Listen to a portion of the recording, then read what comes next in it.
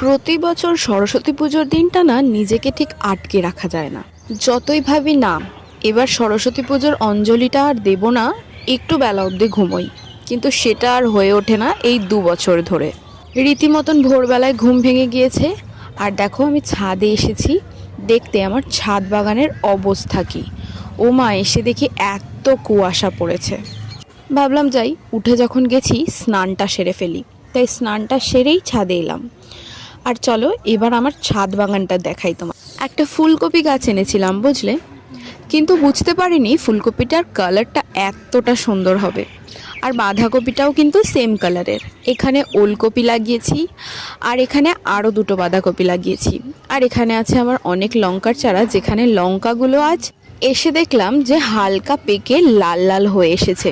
তাই ভাবলাম যাক, পুরোই লাল লাল করা যাক, বেশ কালারফুল লাগবে দেখতে। আর আমার থাইল্যান্ডের পেয়ারাটাই কিন্তু বেশ ফুল ফুটেছে দেখলাম। আমার এই বেগুন গাছটায় বেগুন বের হতে হতেই দেখেছি সাদা এরকম পোকা হয়েছে।